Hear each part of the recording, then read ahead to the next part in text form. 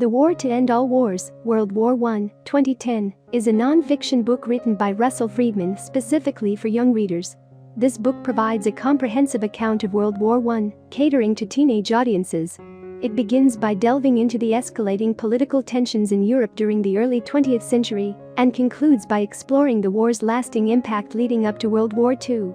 The text is enriched with 118 images, including maps and contemporary photographs, enhancing the reader's understanding of the subject matter. Freedman, a Korean War veteran, dedicates the book to his father, who served in France during World War I. Freedman sets the stage by painting a vivid picture of Europe at the turn of this century. Despite the prevailing peace on the continent for the past 25 years, most European commentators in the summer of 1914 anticipated its continuation. The nations of Europe had become increasingly interconnected economically, and the monarchs of the major powers were closely related through bloodlines. Alfred Nobel, the inventor of dynamite, held hopes that his creation would deter warfare, as no nation would dare unleash its destructive power on humanity. However, simmering tensions lurked beneath the surface. The conflicts of the 1870s had birthed a zealous and ambitious Germany, while leaving the French resentful over territorial losses. Germany, aspiring to establish itself as a global power, became engaged in the race for colonies beyond Europe.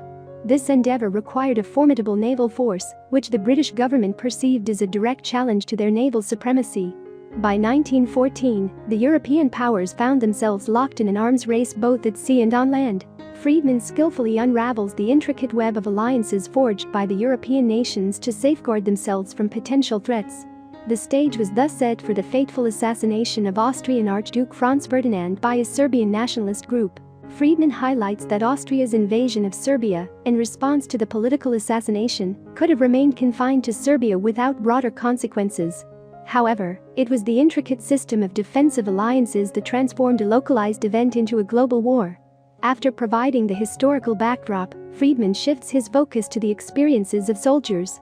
Drawing extensively from first-hand accounts of those who served, he emphasizes that, at the outset of the conflict, politicians, soldiers, and civilians from both sides anticipated a swift and glorious victory.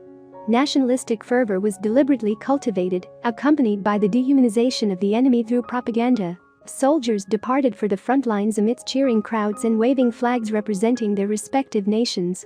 According to Freedman, no one fully grasped the devastating power of modern weapons, many of which had not been tested in warfare before. Soldiers and officers trained in traditional cavalry charges found themselves facing machine guns and enormous long-range field artillery. Freedman provides stark figures to illustrate the horrific scale of the initial slaughter in the war.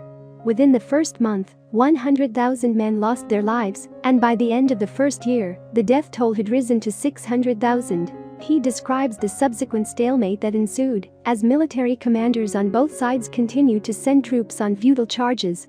In between such futile offensives, soldiers resorted to digging trenches and engaging in sniping across a desolate no-man's land strewn with barbed wire and corpses. Freedman explores the efforts made by both sides to break the deadlock through technological innovation, which led to the rapid development of combat aircraft and tanks. A significant portion of the book is dedicated to vividly describing life in the trenches, predominantly through the soldiers' own words. Freedman includes excerpts from letters written by a young German recruit who expressed surprise at the stark reality of war, as it did not align with his initial expectations.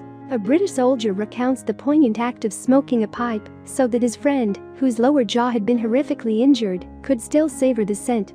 A French trooper laments, "Humanity is mad." In the midst of such sentiments, the relentless fighting persists, with both sides sacrificing countless lives to gain a meager advancement to the trench lines. Freedman vividly captures the experience of going over the top primarily through the soldiers' own harrowing accounts. You don't look, you see, you don't listen, you hear, your nose is filled with fumes and death, and you taste the bitterness in the back of your mouth. The subsequent sections of the book adopt a broader perspective, exploring the unfolding of the war, including the brutal battles at Verdun and the Somme, as well as the naval campaigns. The impact on the home front is also examined, as Freedman delves into the mounting unrest in Britain and Germany, where civilians suffered from food shortages and a lack of basic comforts. The turning point of the war arrives with the entry of the United States. Freedman elucidates that it took nearly a year for the U.S. to mobilize enough troops for the conflict. Nonetheless, their involvement significantly tilted the balance of power in favor of the Allies. In the final chapters, Freedman reflects on the aftermath of the war. He delves into the signing of the peace treaty at Versailles, tracing how its punitive terms directly contributed to the eruption of World War II a few decades later. The book includes a comprehensive bibliography, chapter notes, picture credits, acknowledgements, and an index, providing readers with additional resources for further exploration.